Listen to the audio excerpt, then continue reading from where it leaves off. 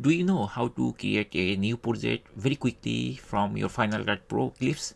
So this is my library, and inside this library these are the clips. I want to create a new project directly from here by applying the settings of these clips.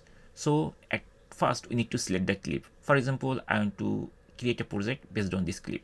I'm going to select it and then right click.